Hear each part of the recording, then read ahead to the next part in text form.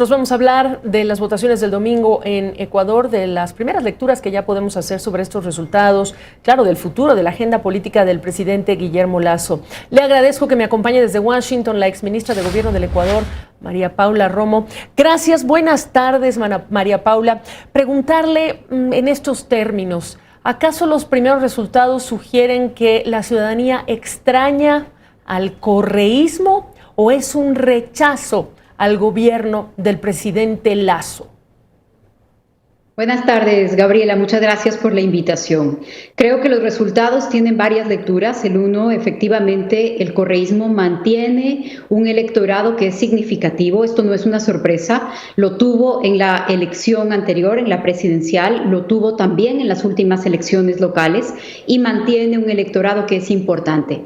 En las presidenciales fue derrotado, pero fue derrotado en segunda vuelta. Eso significa en un esfuerzo de unidad. En las elecciones seccionales ni hubo segunda vuelta ni hubo esfuerzos de unidad, por lo tanto se llevan varias localidades, ciudades y provincias muy importantes en el país, en algunos casos como reelección, en otros siendo electos por primera vez. El caso más que ha causado mayor sorpresa, digámoslo así, tiene que ver con Guayas y Guayaquil, en donde desplazan la hegemonía del Partido Social Cristiano de más de 3 décadas. Pero efectivamente, un duro revés en el caso del gobierno y una repetición de una votación significativa del correísmo. Ok, y sobre las preguntas del referéndum, por lo que se está, digamos que inclinando la balanza es por los nos. Preguntar la lectura en relación con los nos de la ciudadanía en este caso. La información del Consejo Nacional Electoral ha sido muy lenta, sobre todo en lo que tiene que ver con el referéndum. Al momento no se llega todavía a información, no llegamos al 70%, pero ya está muy cerca del 70%, así que parece haber una tendencia en ese sentido y el no es superior al sí. En el caso del resultado más estrecho es el de la pregunta 1. La pregunta 1 también era la más importante en mi opinión personal en esta consulta popular. Tenía que ver con la extradición de ciudadanos ecuatorianos, con la extradición de nacionales. ¿Qué creo yo sobre la consulta popular, sobre el referendo? Es como habitualmente sucede en estos casos, como sucedió hace un par de meses en Chile, más que un tema que tenga que ver con las preguntas o las respuestas, tiene que ver con un mensaje al gobierno. Por eso le decía hace un minuto, es un revés para el gobierno. Me parece que en este sentido hay una crisis que no ha podido ser bien leída en el país. El Ecuador es una economía dolarizada y por lo tanto las cifras macroeconómicas esconden una crisis que es grande, que está relacionada con el COVID y con los problemas que vive la región, pero que está escondida porque la inflación en dólares pues no se compara con la de otros países. Claro. Y porque el precio del petróleo también ha mostrado cifras que en la macroeconomía hacen ver la realidad de una manera distinta a la que está sintiendo el ciudadano común. Me parece que esa es una de las facturas que ha pasado la población a la clase política en esta elección.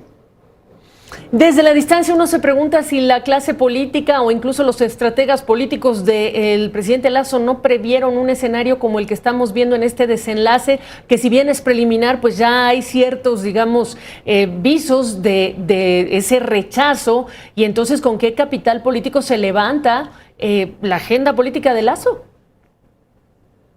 También desde la distancia creo que se minimizaron estos problemas, tanto en la acción de gobierno como en el contenido de la consulta.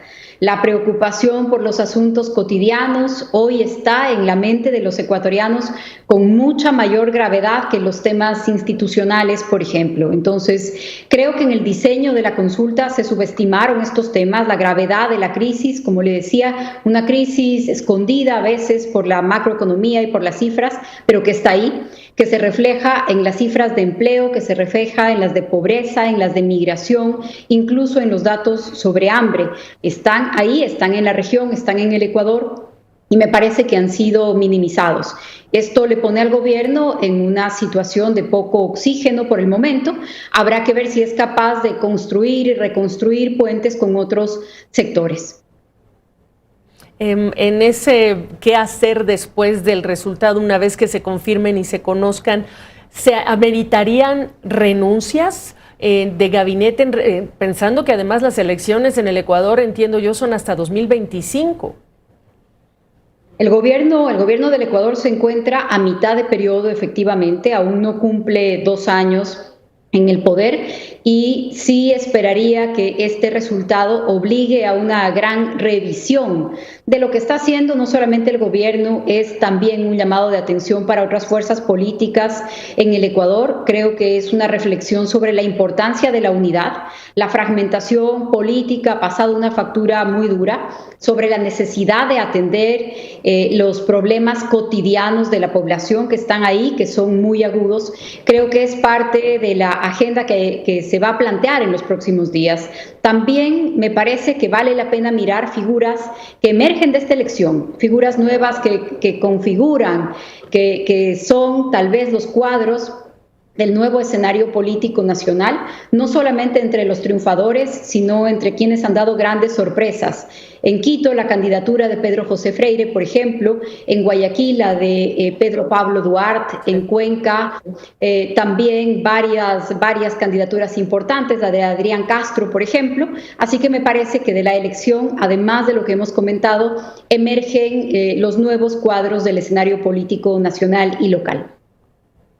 Bueno, pues habrá oportunidad para seguirlo analizando, porque este es un tema también importante, el Ecuador también como un ejemplo dentro del contexto latinoamericano de polarización. Gracias, exministra de Gobierno del Ecuador, María Paula Romo, por este tiempo. Muchísimas gracias a ustedes.